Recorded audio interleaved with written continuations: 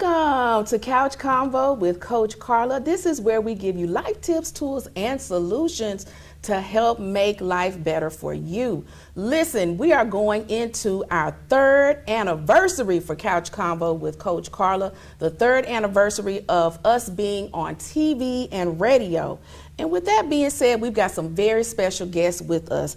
I have here the Melody Hubbard Robinson. Welcome, Melody. Thank you for having me. You're welcome. So she is the Sister in Success founder and host, Sister in Success Conference founder and host. She is a life as well as a business coach.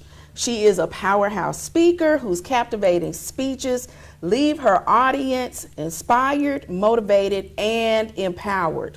She wears a lot of crowns. She is the creator of the Sister in Success Conference, as stated earlier, an empowerment experience designed to help women build genuine sisterly relationships. She is also an Amazon best-selling author and the owner of Boutique 747, an online boutique for millennial women. So again, welcome. Thank you for having me. I'm so happy to be here. So I wanted to give our audience a chance to get to know about the Sister in Success Conference a little bit better. How did you get started doing Sister in Success? Thank you for that. So I moved back to Memphis in 2015, and I was excited to be back. But one thing I realized is that I had left my sister circle back in Nashville, Tennessee. And so I created Sister in Success, just saying that I want to bring 30 women to me, 30 women for my 30th birthday, just to network, to meet some incredible women, to build genuine sisterly relationships. That event was very successful, sold out event. People still trying to attend the event the day of. So it was then I knew that it was going to be an event that we did every year. Yes, and I mentioned on Facebook as well as Instagram that I feel like Memphis has become a hub for empowerment brunches and conferences for women. But let me say, I've been to Sister in Success 2 or 3 times, and actually I've been a vendor and a sponsor. And I can tell you, first of all, let me just say this. I'm a speaker, my dad is a speaker, and I've had a chance to travel all over the world and hear public speakers. Melody is one of the best to ever do it. And so if you attend the conference, you will have an opportunity to hear her speak. And just as my introduction of her said, you will leave empowered and inspired. And I also feel that her brunch or conference is one of the best out there. What is it that you want women to leave with when they leave the Sister in Success Conference? I think the biggest thing, one, is just when you have that sister circle. So I want you to get the tools and the resources and the connections, so when you do experience life, that is somebody there to help you navigate. Absolutely. And let me mention to our audience, networking, which that's what you get a chance to do at Sister in Success Conference. Networking has been a big help for me in my social media and therapy business. And so I think I really got out there about 5 years ago. And so this is one of those opportunities for you to do that. And I'm going to go ahead and mention that it's May 4th. So people who are tuning in, so you can go ahead and go get your ticket right now. Right now. How do you feel like the Sister in Success Conference has blessed you personally? Right. So a lot of people come to hear me speak, to hear the speakers speak. One of the things I look forward to is having a seat after my speech so that they can pour into me. It takes a lot to put on an event. It takes a lot to be the one that has to pour into other people. So oftentimes it's my opportunity for people to pour into me. So it blessed my soul annually just to know that I have somebody that's going to touch on something divinely, because I know that whatever I need, somebody's going to speak to it. And just an opportunity to meet somebody off of social media. So I have a lot of social media friends, but it's different when you actually get to meet them in person. So it's just a beautiful experience. Absolutely. What are some of the testimonies of some of the attendees that you might remember? I think the biggest one is for the individuals that don't have a sister. Like a lot of people talk about sisterhood, sister circles, networking, and all that stuff, but that's not common for everybody. Right. There are some people that are not comfortable just stepping out and saying, hey, let me go to an event. But I think the event is so welcoming that people feel like I can come by myself. So knowing that, hey, I was broken, I was hurt. I was going through grief, but I found somebody that also was going through that, and they helped me. Or just to know that I left your event and we hung out, and we still hang out today. Yeah. So just knowing, regardless of what place I am mentally, that I can leave there with something that's tangible. Yeah, and a lot of times that is one of the things that we have to do is get out of the house, Yes. so that you can meet some women who are like-minded to yourself, progressive, wanting to build connection and make a real difference in the community and build their businesses up. So that makes a big difference, and synergy happens. Yes. That's one of my favorite words. So we do get discouraged sometimes, because you've been putting, how many years has Sister in Success been around? So this is year 6. It would have been 10. The pandemic knocked us out for a few years, Right. right? So last year was the first year that we've been back since the pandemic. So we are celebrating year 6. I'm excited about it because there are so many people that have been to all 6. So I asked that question on the registration, and just to see the people come each time, Yeah. it's just awesome to see. Okay. So I was going to ask you, have you ever thought about not doing it just from being, tired or getting discouraged? Look, don't judge me, but every year we think about quitting, right? And I think that's with everything, because this is a grand task. This is something that requires a lot of effort, a lot of sleepless nights, a lot of emotion, a lot of tears. And, you get that fear of like, do people still want to come, right? Ticket sales at the beginning are not fast. The last couple of weeks, everybody rushed to get a ticket. So you just wonder like, hey, can I still do this? And so every year we get discouraged. Every year we push each other. I have a team now. First year wasn't a team. Now I have a team of women that said, no, we're going to do this. We're going to change lives. We're not going to quit, and we're going to help you get this done. Okay. And so with you having a team, that's a testament to the growth that the conference has experienced. So you mentioned 30 women attending the very first one. About how many people attend now?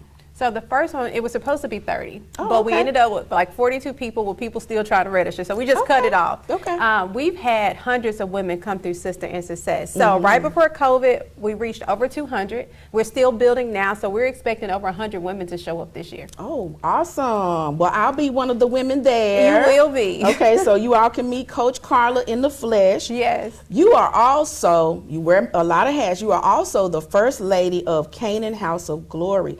Tell us a little bit about your role as First Lady. Right, and I'm still learning, right? And it is one of my favorite crowns, and probably the most rewarding crown that I have. Okay. Canaan, the House of Glory, is a church that my husband planted, which makes it even special, right? You get to see it go in the ground, you get to see the work go into it. But what's beautiful about it is they accept me how I am, right? I think I'm not traditional. I think I'm very non-traditional. I don't do the traditional sing, play the organ type thing. Yeah. I get to truly be myself. I get to empower. I get to speak. I get to be creative. I run technology. I'm on a media team. So I don't have just a certain role that I have to sit on. So it's just such a beautiful baby to where they love on me, they nurture me, but they allow me to be free, to be Melody Lachey. Okay. Now, do you hit a note sometimes? No, I can't even harmonize, Karla. Do What? not judge me. That is definitely not the gift that God gave. But you said that you were a part of the Tennessee Mass Choir, right? No, that's my husband. Oh, okay. Excuse. But you know what? Let's keep speaking that though. Maybe the Lord will give me a voice. I've always wanted to sing. It's Now just, wait I a minute can't. now I'm pretty good at being able to listen to people's voice and tell if they can sing. And your name is Melody. You have to be able to sing. And that's the number one question people ask me first is, can I sing? Okay. And it's absolutely not. I don't believe you. We're going to find out. Okay, so how did your role as First Lady intersect with you being the host of Sister in Success? I think one thing that is truly beautiful is that I don't have to keep flipping switches in any of my roles. I think that they allow me to be the same motivational empowerment speaker that I am before I became a First Lady. They don't require me to quote or speak fancy language or King James or anything like that. So I really get to shine in both capacities in the same way, to where whether I'm pouring into people spiritually or I'm pouring into them into their business, I'm very unique in that they can come to me for spiritual things, for business things, wife, mom, whatever the case may be. So I think it allows me to be a little bit stronger than I would have been because I wear so many crowns. Awesome. Okay, so for people who think that Sister in Success might be churchy just because a first lady is over it, can you tell them some things that might, help them feel better about attending? So here's the first thing. Sister in Success came before I was a first lady. So that was not a part of the spectrum of it, the spiritual side of it. Mm-hmm. But I explain to people, it's just like going to the BET Awards or any other thing. Regardless of what the environment is, God does show up. Mm-hmm. I don't want you to believe that the word God will not happen, because I think that he will be in the midst of the event, right? It's a God thing. But it's not meant to preach to you or to convict you or do anything of that nature. But I do believe that God hears your heart, and whatever it is that you need. I think that the speaker, somebody sitting at your table, somebody you encounter at registration, I think that appointment is going to divinely happen. So don't fear something that is different. We're not going to preach to you, but understand, in order to have what you've never had, you must do what you've never done. So don't be afraid for any particular thing to show up at this event. I want you to come empty, so that you may be filled with whatever is at the event. Come with expectation. Yes. All right, that's important. So each year you select a trailblazer to honor. What made you want to start including that in the Sister in Success conference? So I am a social media crazy person, and I connect with people on social media. I scroll through social media, and I'm the one that's like, yes, go girl. Like, I'm the one in the comments, right, celebrating women. Yeah. And so I realized that these are often not women that maybe the masses, may flock after, or they may recognize. So I believe in giving women their flowers. And oftentimes it's when I feel that flutter in my stomach, like there's something special about that person. I'm like, yep, that's the Fierce Award recipient. Yep, that's Sister in Success Award right there. And I make sure that I publicly give them the flowers that they deserve, even if social media doesn't. Okay, awesome. Well, we love for people to be able to get their flowers. And I'm sure that that's a big encouragement to the women who've received that award. I've seen the joy on their faces when they receive it, and so that's good. And I know you mentioned having a team to put the event on. Are there other people who assist, like the day of, or try to kind of give people an idea of what it takes to put this event on? There are a lot of hands on deck. So when I say team, I want you to understand, we have official team, but we have so many volunteers or people that are just impacted by the event that just want to know, how can I be helped, right? We have people reaching out. Who do you have doing this? Can I support you here? Can I give you this? So it takes a lot. We start usually at 5 a.m. in the morning. So most people they get there at 10:30, 11, and we're bright-eyed, bushy-tailed, but they don't understand that it was dark when the people got there. Yeah. So from the decor to the catering to the setup, it is a visual experience too, right? So you feel it emotionally, you feel it spiritually, but when you get there, most people are wowed by the florals, the pink, the design. Yeah. We take every little detail serious, and so there are so many hands on deck. There are sponsors that we could not do this without. Yeah. We have Lynn Whitney Consulting this year. We have Case, which is Karla Shaw, Esquire. We have Pink Noir. Karla always steps in and shows up as a sponsor. It's just so many people. Juice by Jaleesa, they're sponsoring our happy hour. There are so many people to say, I just want to be a part of it, and I love what you're doing. And without them, we wouldn't have Sister in Success. So listen, are we gonna have mocktails? What we having? You said Juice by Jaleesa. What's she gonna serve us? Listen, she's gonna give you. It's gonna be based on your preference, right? Okay. If you are a cocktail girl, you will get a cocktail. If you're a mocktail girl, you will get a mocktail. So regardless of what you choose, just understand that you're gonna get exactly what you want. So we're excited about that, because who doesn't love happy hour? Whether it's mocktail or cocktail, it's gonna be beautiful. I think I'm gonna have both. I want the mocktail and the cocktail, because I like trying the mocktail just to know what it tastes like. Okay. But no, I'm just teasing. I heard you mention one of the young ladies who's going to be a speaker. Why don't you tell our audience who is speaking at the event? Awesome. So one of our speakers, of course, is Zanisha Davis. Most of you know her as Makeup by Z, Beauty for Us. So she has a beautiful makeup community in which she serves. She teaches them the everyday woman, how to do makeup. Listen, she taught me how to do all of this. But besides that, she's just a faith-filled woman. She's a a true, strong empowerment speaker. She's poured into me. She was probably one of the first women that I met when I moved back to Memphis, and she's my personal sister in success. And so I'm excited to have her because she has had an incredible story and an incredible life that I think she's going to, or she's ready to share with you. I think she's going to give you some never heard before testaments of her life. So I'm excited about that. Then we have Karla Shaw, Esquire, who is the owner and creator of Case Law Firm. She is just successful within her own right, but she's a very real attorney in which she's very transparent. She shares her journey. She's an open book. She is an author. She's a mother. Actually, both women, ironically, this year are mothers. Very powerhouse women that have, two of them, whose couches I sit on personally, that have poured into me. So I'm excited because both speakers have come through the stage of Sister in Success. So for the first time ever, both speakers have already spoken in Sister in Success, but it was at the beginning stages. You know, year one, Karla, probably year two, Z. So now you're seeing these women in a different phase of life, and they are certainly not the women that they were the first time they graced the stage. Child, that almost brought tears to my eyes because I thought about, I'm not the same woman I was when I attended the first Sister in Success. Thank God. But I also, now you're also speaking as well, right? I always speak. Okay, all right. I'm looking forward to it. Now, she said she was already working on her speech, and I wanted to ask her, just let me hear just a little bit of it, but I didn't do that. So I'm gonna leave her be. I'm gonna leave her be, but I know what that's like. Oh yes, all of these different hats that you wear. You are a mother, a wife, a daughter. You are an HR professional, a life and business coach, the Sister in Success founder. How do you balance all of your hats? I think it's important to understand that you do not have to wear all the crowns at once. I used to try to be all of that at one time. Now I space it out. You know, I have a schedule, a timeline on how I'm going to be each one of those things. There are some times where it's like, you know what, I can't be mommy right now.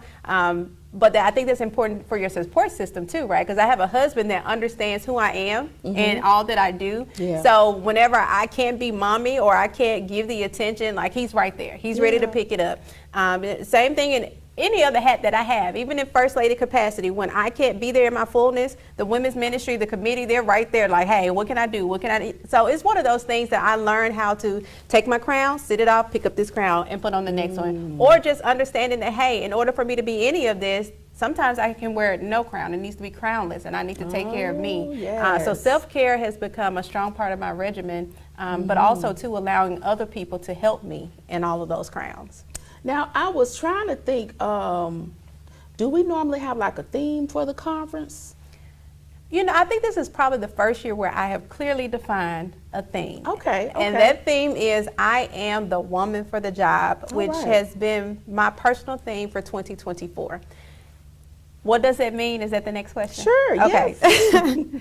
So it is not about a job, right? It's not specifically about going to a place of employment, but it's understanding that whatever you're enduring, whatever you're going through, whatever challenge or adversity, just understand that you are the woman for the job, which means that you are already pre-qualified, justified, and glorified in whatever it is that you're being called to do. So regardless of the adversity, understand that you are good enough, you are ready, you can handle it, and you will be successful. And I really appreciate what you just said, because a lot of times we doubt ourselves, and it's funny because those of us who have had the most education, the most training, even accomplishments, we still experience doubt. And so the words that she just spoke are very important. Let me tell you something. I'm looking forward to May 4th because I'm ready to be poured into, because I pour into others. And so I need that. So I'm just really looking forward to it. I'm excited, Karla. You said I am what? The woman for the job? I am the woman for the job. All right now. Okay. Well, listen, we want to make sure that we acknowledge one of our sponsors, Party People. They don't just do parties, they do events. They do bridal, baby showers, catering, nest ceremonies, youth classes, and birthdays. Order delivery with Grubhub and Uber Eats at Avery Kane Cafe. Call for more information today. You can call Tonia Hughes at 662-931-0966. That's 662-931-0966. You can also follow them on Facebook at Party People, and they spell it Partii. You can also follow them on Instagram at Party People, PartiiPPL3, or visit them online at partypeople.com. Thank you again for being one of our sponsors. You all check out Party People. I'm so proud of them and ready to taste some of that good food that they have. So also tell people more about Melody Hubbard Robinson, because you are also known as the Melody Lachey. I know that you offer courses. You've offered courses online. You have a book. Tell people a little bit about those things. Right. So my entire ministry, I've learned to accept that it is a ministry, right? Before I did not say that. But the biggest thing about the Melody Lachey is that I want to help women to truly balance all the crowns that they wear. It is not an easy task, one, just being a woman. Mm-hmm. We'll just say that. And then to be the woman that is the mom, to be the wife, to be the career woman, to be the strong friend, to be the one that's praying and just sewing into everybody. I really dedicate a lot of time helping women to navigate how to be all those things, but understand that you don't have to be all of those things at once. So I do work-life balance type courses. I do one-on-one where I, dissect what your life looks like. We go from idea to implementation, where you say, hey, this is my current state, this is my future state, where I want to go, and we'll work backwards to make sure that you can get a step-by-step plan to do that. So whatever it takes to get you to that place of peace, joy, and balance, that's what we work on. And so I'm excited about that. I'm excited about how I'm a speaker. Speaking is my baby and my passion. Yeah. An international speaker. I've had an opportunity to speak as far as Tokyo, Japan. I believe that God is going to allow me to speak some other international places. I believe that Sister in Success will become international. So I'm going to put that pen out there so we can mark this date. All right. But that's exactly what Melody Lachey is. She is balanced, and I'm every woman. And that's something that I've told people who come on my show, that anybody who's involved with Couch Convo with Coach Karla is going to be blessed. And I've seen that, and I believe that. So I'm excited, and I'm excited about the conference. I'm excited to see the things that God is going to continue to do in First Lady Melody L. Hubbard Robinson's life. Melody Lachey. Yes.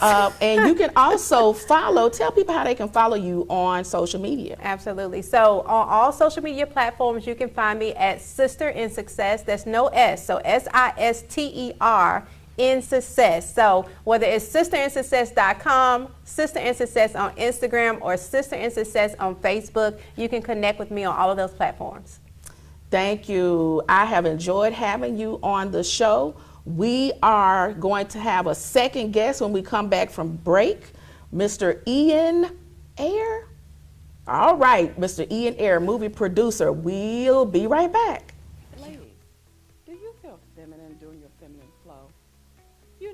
Your monthly cycle, your period? Are you still suffering in silence? The suffering is over. It's time to choose Rain. Rain is an all-natural, premium sanitary napkin with 8 layers of cotton, high-grade polymers, graphene to help cut bacteria by 99.9%. Ladies, let's protect the most precious jewel in the world, you. Rain Premium Sanitary Napkins do not make any medical leave-back claims or personal recommendations of any kind. For more information, contact Marilyn McGee.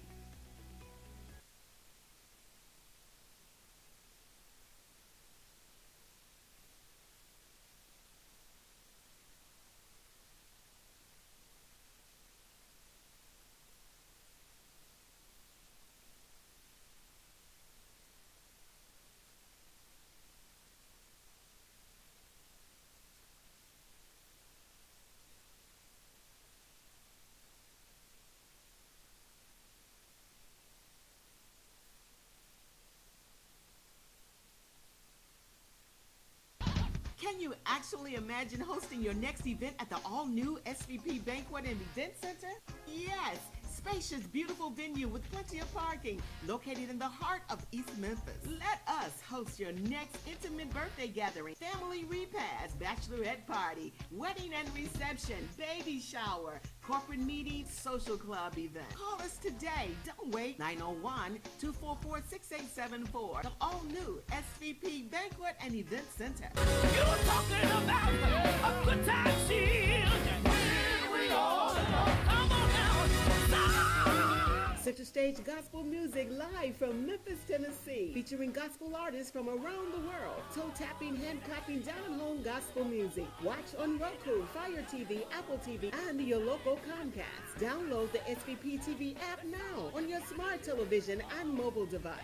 Center Stage Gospel season premieres Sunday, 8 p.m. Central.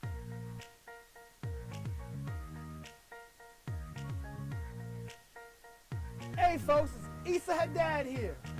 I got some good news and a special invitation for you to come see me here at Sunrise Carterville. Come on down, check out my inventory with new, pre-owned, and certified vehicles to choose from. I can get you finance when no one else can. Come on by, bring your family. I treat you like family. Come see me, Issa, here at the #1 dealership in the Mid-South, 4605 Houston Levy Road, Sunrise, Carterville. Come on down, check out my inventory with hundreds of vehicles to choose from, pre-owned, new, and certified. Good news from Sunrise Chevrolet. Get in your new vehicle today. Come on in, ask for Issa. Bankrupt, slow pay, bad credit, it's okay. Let Issa put you in your brand new truck or car today when you shop at Sunrise Chevrolet, Collierville. And don't forget, ask for me, Issa.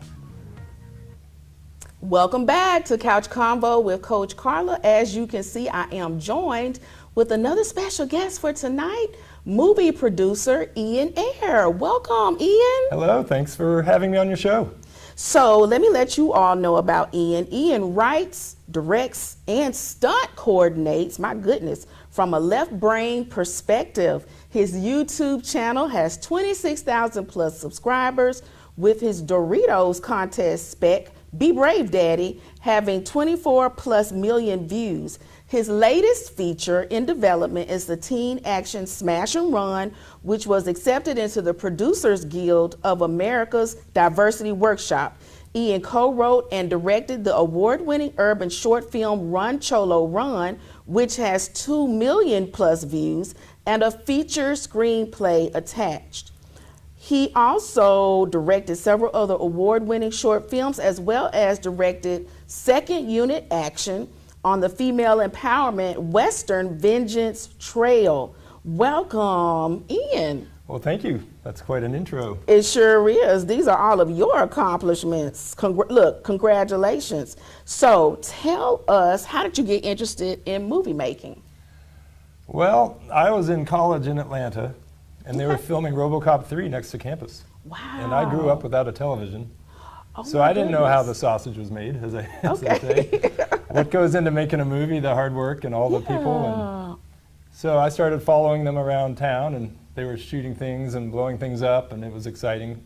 Okay. And let's see, a friend of mine was in film school at Georgia State, and he gave me the extras hotline number, and I didn't know what a headshot was or a resume. Yeah. So I looked up the extras casting lady in the phone book and called her at home. Wow. Every 3 nights for 3 weeks, and she wasn't frustrated with me. Oh my goodness. And finally she had a cancellation, and she said 5 a.m. the next morning, and I got to be a riot cop in a RoboCop scene with a tank and a flying RoboCop. Now see, now I'm gonna have to go back and watch RoboCop so I can see you It's in the third it. one, RoboCop 3. Yeah. That is, okay, so that is amazing. And I was having a conversation with someone else about how we used to look up things in the telephone book, which interestingly, a telephone book arrived at my house this past week. Oh, so yeah. they're trying to revamp the yellow pages? It was a little thin. It was a thin Yeah. one, yeah. So that's interesting. But that was a good resource to have, just be able to pull the book out and flip the pages, as opposed to looking for things on your cell phone. I mean, it's just different now. Well, that was even before pagers when I got started. Oh, really? Okay. But we could call people, as he was saying, we could call people, we had people's home phone numbers, and we could call them And so you had that opportunity to make that connection with people if you needed to. And now we're in a different. They call us analog natives. Analog I just made that up. natives. Oh, okay. I was trying to say, am I an analog? Well, my kids are digital natives. Okay. Okay, digital natives. Okay. All right. Well, I have to figure out where I fall. So then after RoboCop, I mean, you have a long list of training that you've done. So how did you find your way into training for stunts? Sure, good question. So let's see, the Batman stunt show at Six Flags was auditioning, and I was just curious. It sounded fun. So I was a fly on the wall. Okay. And just paying attention. So I was clearly not qualified or trained at that time, but I spent the following year, I bought a motorcycle, I learned how to slide it. Okay. I took a fight workshop and a high fall workshop, and I talked to some of the cast. I got to know them. Okay. So the following year, I jumped in at the audition, and I got hired as alternate Batman. Wow, that's amazing. And then that's when my learning curve in stunts started, because I also took a position as as a stagehand. Okay. Just so I could be around the show all summer. Wow. And I only did 6 shows. It was 5 shows a day. Okay. But I did all the training, and I learned the hard way. And I learned about theater. I didn't grow up in theater either. So, and this is a lip sync show. So, if you miss your step, like one time I got hit by the Batmobile. Oh my And I got goodness. wrapped around the barrels in the middle of the arena. Oh wow. And I had to bounce up and sprint across the set to catch up to the lip sync. Okay. Oh, I get it. Oh wow. Okay. Yeah, the show wasn't going to wait for me. Oh my goodness. Oh wow. I'm picturing it in my head. But now listen, I like motorcycles. Now I'm not saying that I drive them by myself, but my dad used to take me riding on his motorcycle all the time. Do you still ride motorcycles? I do, but my last motorcycle was a electric camera bike. Oh, okay. And the factory recalled it because of the batteries. So I'm in between bikes. Okay, in between bikes. Well, the name of the movie, and it's actually coming out April 24th, right? 23rd, next 23rd, Tuesday. next Tuesday. It's called Vengeance Trail, and we've got a poster of it behind us here. So let people see, they can see a little bit of it. April 23rd, Tuesday. He's got now listen, he's into marketing. He's got his shirt ready to go. So what was it like to make this movie, and actually tell people a little bit of what the movie is about? So the Vengeance Trail is about a mother and daughter escaping an abusive husband. And it's in the 1800s in the middle of nowhere in Texas. And their stagecoach gets robbed. And unfortunately, she's the only survivor, and she's in a coma. Oh my goodness. So then a rancher comes along and rescues her, and there's a shootout, which is part of the reason why there's no survivors. So he rescues her to his cabin, to his grandfather's cabin. This rancher is a ex-con, wrongly convicted, and he's just been released from prison. Okay. So he's trying to lay low. And the person who put him away is now the corrupt sheriff. Of course, the corrupt sheriff. You know, the sheriff is corrupt. Surprise. Surprise. And so it's a game of cat and mouse. And he's the God-fearing townspeople are uniting against this corruption. Wow. But they have to be pushed to a certain point where they'll actually get involved. And then there's a climactic shootout in the end. Okay. The husband uses a bounty tracker to find her.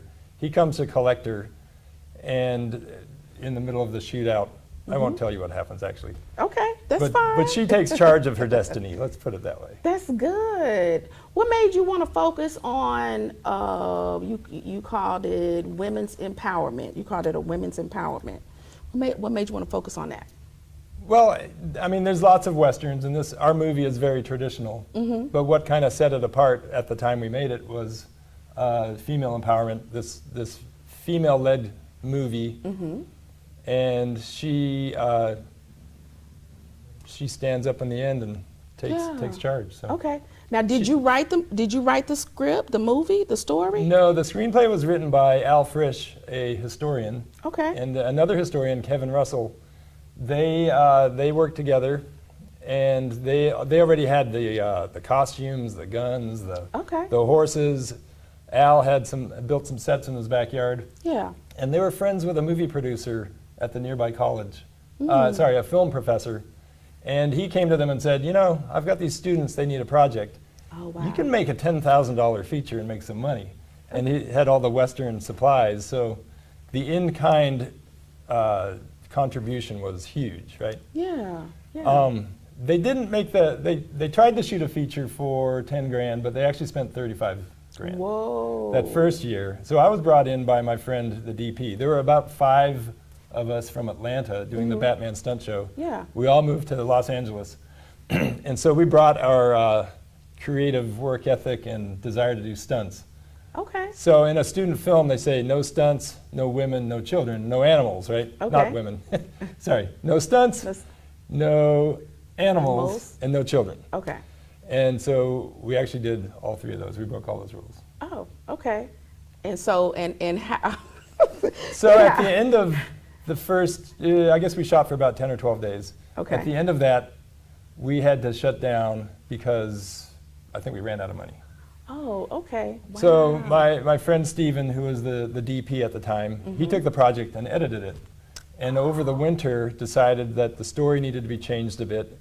And when they regrouped in the next year, they had a little bit of a different script, so they threw away some of the stunts I did the first year got cut, dropped on the editing room floor. Yeah. But the script was much stronger, and we had more energy. We had something to show. You know, when you're starting out with a screenplay, and all you've made is some short films, it's hard to get people to back you. But when you have a rough cut and say, you know, this is what we have, let's finish it, let's go.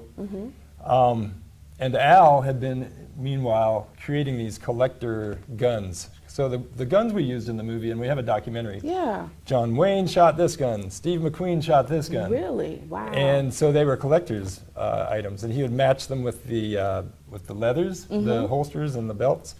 He would match them with frames from the movie. Okay. And oftentimes there was one gun used in one movie, so the gun was quite a famous piece. Wow. And then he would also match the serial numbers with the Stembridge gun studio weapons, or a studio that had very good records. Okay. So he would sell these collector's guns, and we would keep making the movie. Awesome. That's very interesting. Okay. All right. So you know a lot about guns too then, huh? A little bit, especially doing stunts, you have to be safe with weapons. Okay. So how did you segue from stunt work to producing movies? I've been doing both at the same time. Okay. So my long-term goals are to be an action director. Okay. And the one kind of obvious way is to be a stunt performer, then a stunt coordinator, then a second unit director, which is the action unit without the main actors, and then director. And the other way is to write a screenplay that other people want to make and attach yourself as director. But you have to keep it under $1 million because it's a lot of risk, a lot of money. Ooh, and so you have to start almost micro budget and work your way up. Now you mentioned stunts being cut out of the movie. How do you deal with that happening, or how does that make you feel when that happens? Oh, I mean, it's sad, but part of the fun is, well, there's a bunch of stages. So stunt work. Training is fun. Trying to get the jobs isn't so fun, but learning how to sneak on sets with your resume and meet stunt coordinators, that's part of the challenge. Okay. And then learning how to work hurt, because you don't always stay 100%. What was the question? Well, I think I was asking you, how did you segue from stunt work into movie producing? Right. So me, all along the way, and I guess in 1997, so a few years in, I started learning how to write feature screenplays. And I studied at Act One program. And then years later, I studied directing there. But every department is story. So if you're writing a story on paper, that's story. If you're a department head, you're serving the story. The screenplay is the blueprint.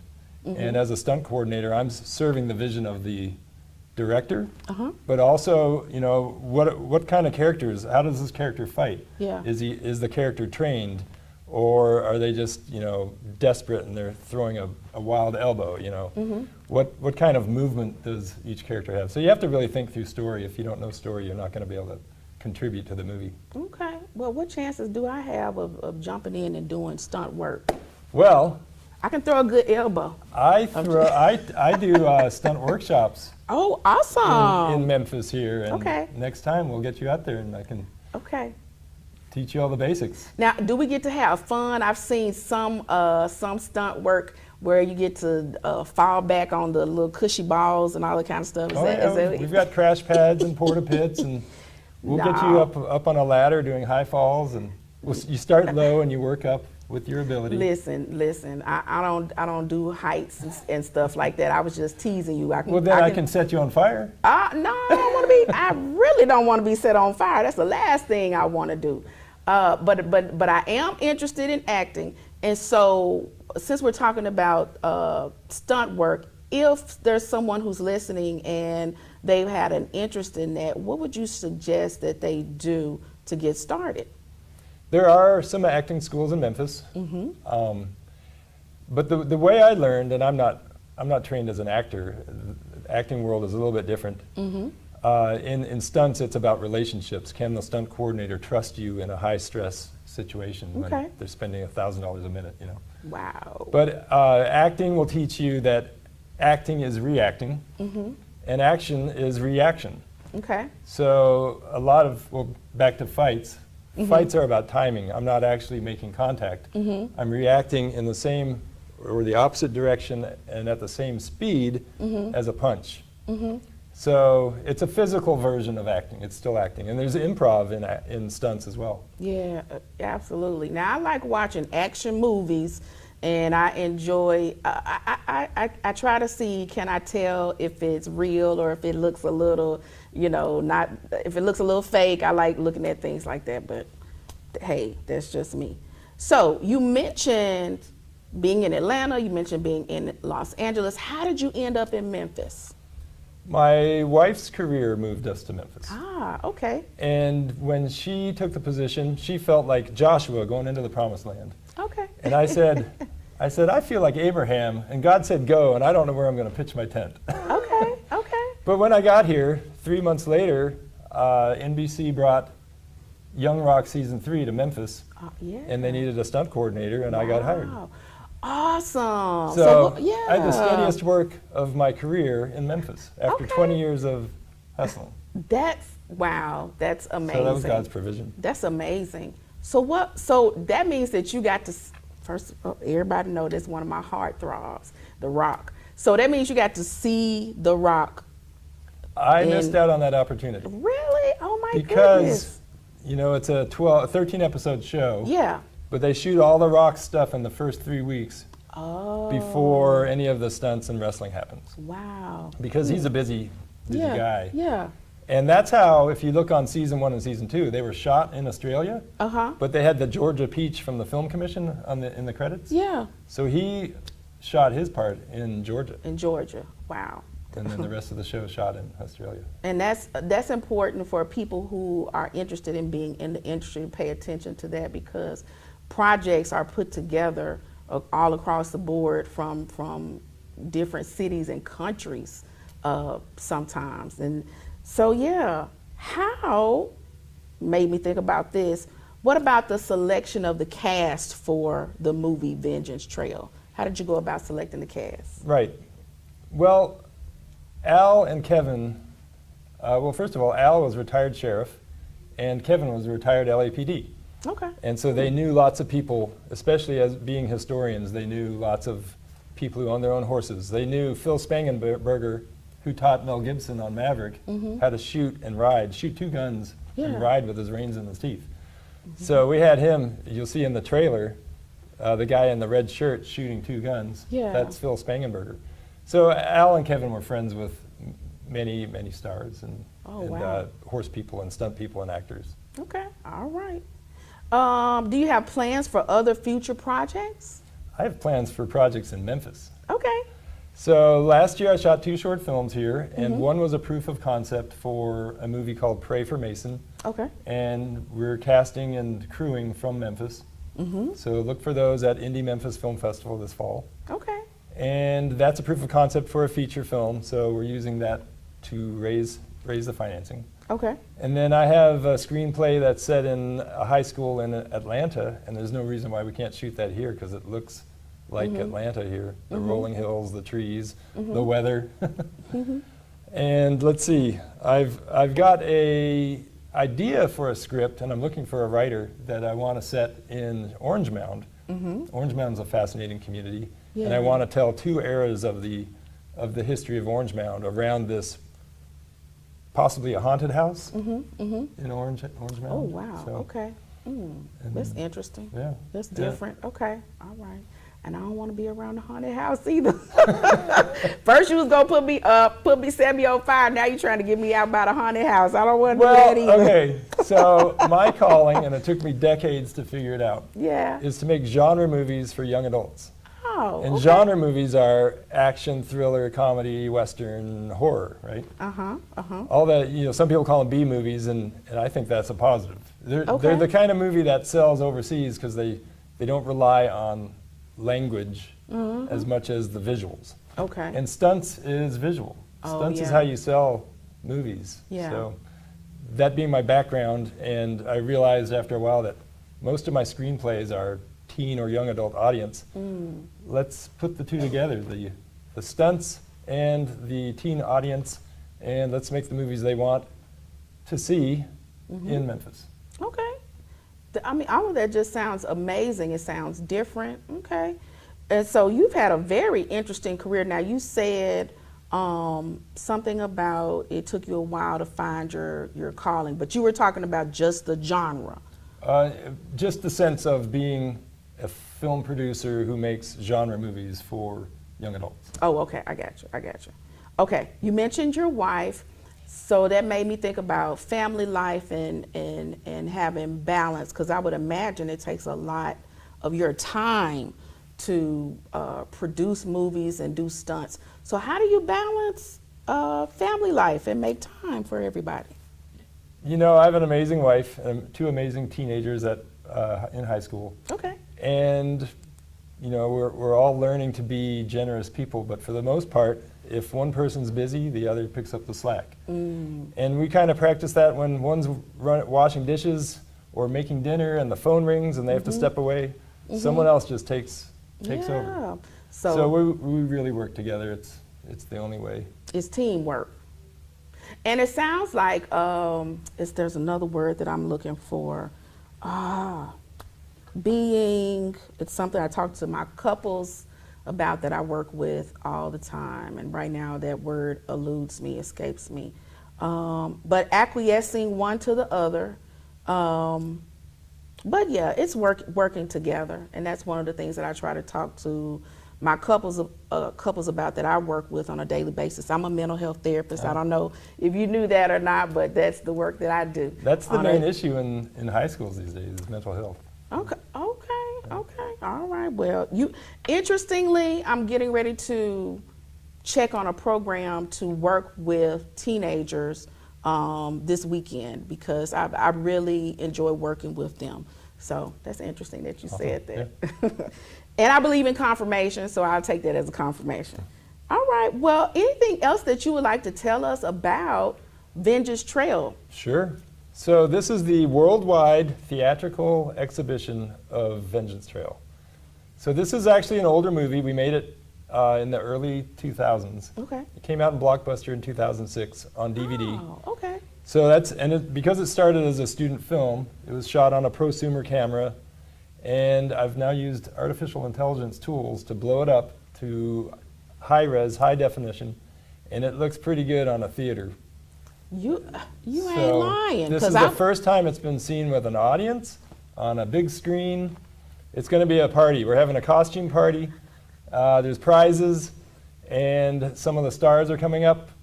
There'll be a Q&A and walk the red carpet, get your photo taken. Okay. Anfra Boyd is going to be hosting and interviewing people. Yeah. with the, what's she call her show? The Yams. New Hollywood? Yams, the New Hollywood. Okay. So Memphis is the place. Memphis is the place. So now where will the, okay, first of all, can people in the audience, can they get tickets? Are they able to attend? Yes. VengeanceTrail.com. That's the simplest way. Okay, VengeanceTrail.com. You can watch the trailer in the first 12 minutes for free. Mm-hmm. And if you are watching it at home, you can download it. I've made up these bingo cards. So it's all about interaction. So you'll be watching the movie while listening for Hooskow is the word they use for the jail. It's like, oh, there's that, you know, and I want to make it an interactive experience. Okay. And as you were talking about using AI, that was fascinating to me. You were talking about to enhance the project, because I did get a chance to see the trailer when I was at the movie premiere for the movie that I saw. Yes, Fifth Step. Yes. This past weekend, and so I would have never known that you used AI to enhance it. I would have never known Looks that. good. That's yeah. awesome. And the sound, everything's been redone. The poster, the graphics, the music, not the music, but the mix. Okay. And we even replaced some dialogue. We really tightened it up. Okay. And where will the premiere be? Where will it be premiere held? is at Malco Cordova on Germantown Boulevard. Okay. And 6:30, the doors open this Tuesday, Mm-hmm. the 23rd. And wear your Wild West costume. Okay. Yeah, because you're having a contest. Whoever has the best costume, Yep. right? Yep. What's the prize? A gift card to what's the name of it? Boondocks Western Store, just down the street. Okay. Well, I got a cowgirl hat, so we'll see. Yeah. I used to dress up in cowgirl stuff all the time. I loved it. And it's interesting to me too, the movie premiering next Tuesday, and we also just had Beyonce come out with her That's right. country CD. I mean, it's interesting how everything is lining up.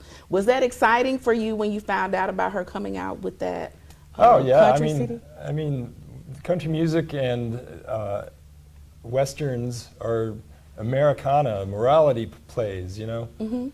I don't know that everyone wants them to come back, but bring them back with a twist, and Kevin Costner's got one coming out this summer in the theater. And Really? Okay. westerns will never go away. Westerns will never go away. It was something my grandfather liked watching all the time, was westerns.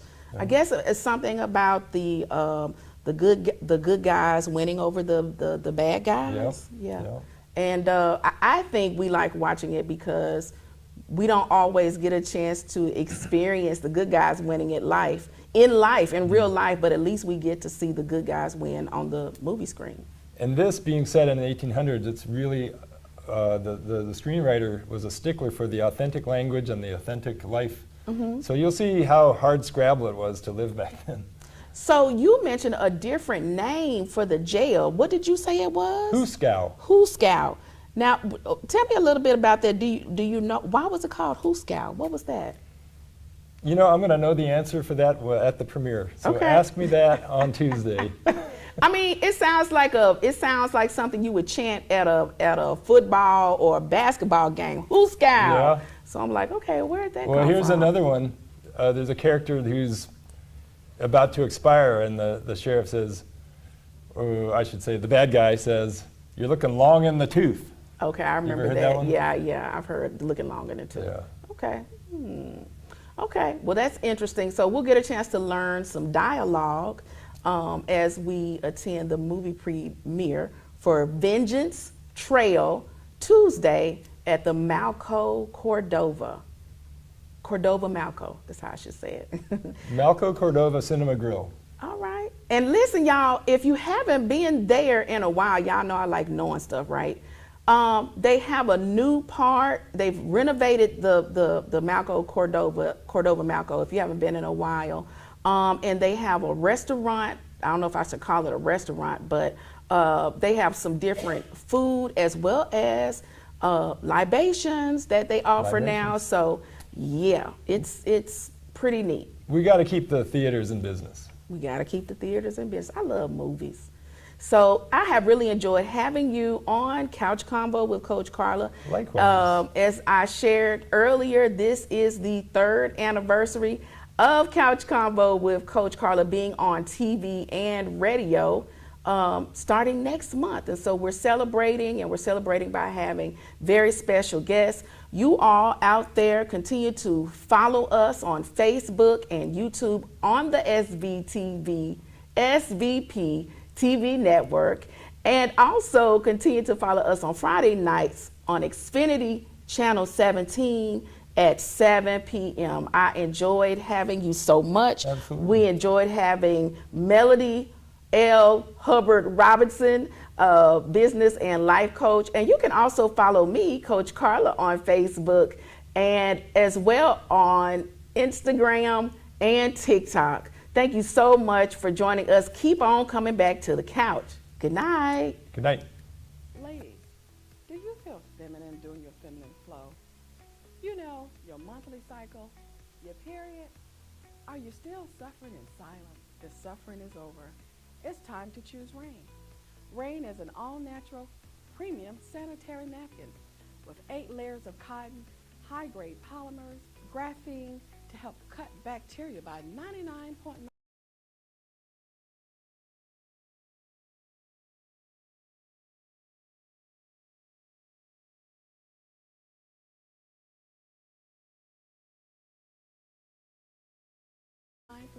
Ladies, let's protect the most precious jewel in the world, you.